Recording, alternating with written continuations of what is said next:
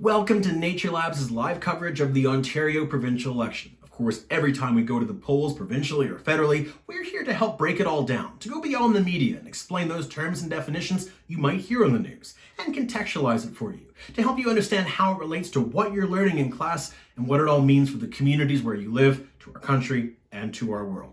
Tonight, Ontario's election seems to be the latest in an endless string of provincial elections this school year, and of course, it won't be the last election this school year.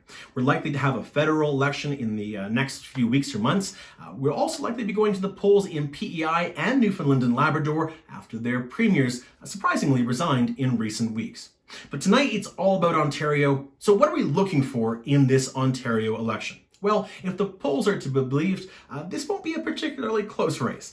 Doug Ford and his progressive conservative government is slated to likely win another majority government. The real race we're watching tonight is to see who forms the official opposition. That has been the NDP, but tonight it's a toss-up between the NDP and the Ontario Liberal Party. Now, you might say, why is that? The Liberals are doing much better in the polls than the Ontario NDP. Well, it's because the NDP vote is very efficient, or what means it's highly concentrated in a couple of ridings where they're very likely to win, as opposed to the Liberal vote, which is more diluted across the province of Ontario, meaning it's going to be harder for them to translate those poll numbers into seats to actually establish themselves as the official opposition. But we'll see what happens tonight. We're, of course, also watching the Green Party of Ontario. They've got 2 seats in the legislature, one of which they won in the last election, one of which they picked up in a by-election. Can they hold on to both of those? We'll see. Again, their vote, unlike the Green Party in BC, is very efficient and highly concentrated. But green issues, environmental issues, really haven't been front and center of this Ontario election. Healthcare has had a bit of a role, but it's been very much a minor issue, because the major issue, the overriding issue of this election is U.S. President Donald Trump's threatened tariffs on Canada's goods. Now, Doug Ford, of course, the reason he pulled the plug early in his government, more than a year before the election in Ontario was supposed to happen, was because he said he needed a new, strong mandate to fight back against Donald Trump's tariffs and stand up for Ontario workers. Now, some people are going to say, well, that's just craven politics. He's just trying to take advantage of a situation where he's riding high in the polls and people are mostly distracted with the threatened Trump tariffs.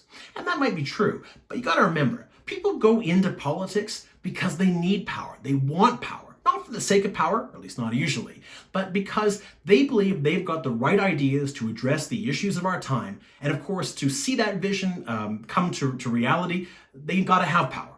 And that means they got to win power, and they got to hold on to power. And that's Doug Ford's real motive. It's not really about staying as Premier of Ontario. It's about staying as Premier of Ontario so he can follow through in implementing that vision that he believes, at least, is the right vision for Ontario.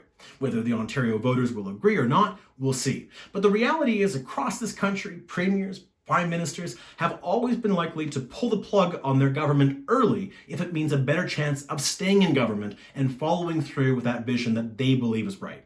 So this might be a good time while we're waiting for the polls to close in Ontario to get a little refresher on politics, because whether we love it or we hate it, it matters.